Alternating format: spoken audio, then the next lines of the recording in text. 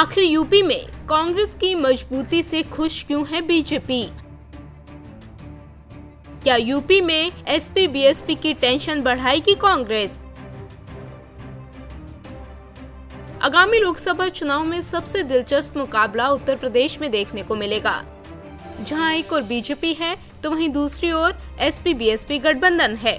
वहीं कांग्रेस ने भी फ्रंट फुट पर खेलने के लिए प्रियंका गांधी को मैदान में उतार दिया है। प्रियंका के आने से प्रदेश में चुनावी मुकाबला त्रिकोणीय हो गया है, जिसका फायदा कहीं न कहीं बीजेपी और नुकसान एसपी बीएसपी गठबंधन को होता दिखाई दे रहा है।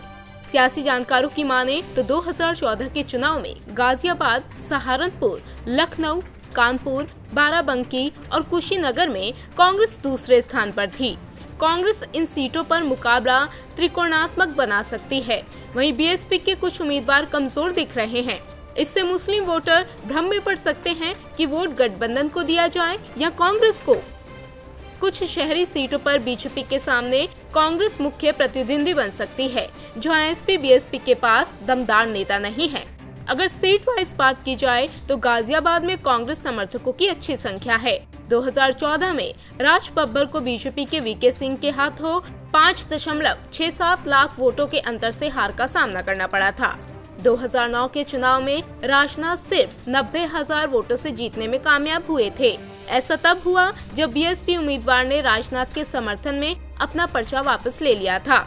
वहीं सहारनपुर सीट पर कांग्रेस ने इमरान मसूद को उतारा है, जिनकी मुस्लिम वोटों पर अच्छी पकड़ है। ऐसे में वो एसपी बीएसपी के वोट बैंक में सेंध लगा सकते हैं।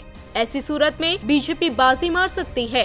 एसपी का गढ़ माने जाने वाली बाराबंकी सीट 2009 में कांग्रेस के पीएल पुनिया ने जीती थी, लेकिन 2014 में वो दूसरे स्थान पर थे। इस बार उनके बेटे मैदान में हैं, लेकिन एसपी बीएसपी गठबंधन को इस आरक्षित सीट पर गणित अपने पक्ष में होने का भरोसा है। वहीं कानपुर से एक बार फिर श्री प्रकाश जायसवाल कांग्रेस उम्मीदवार हैं।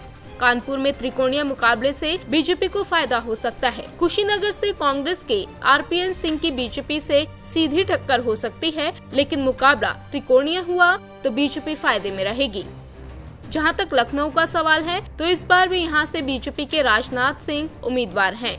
हालांकि विपक्ष की ओर से उम्मीदवार कौन कौन होगा, इसका ऐलान अभी होना बाकी है।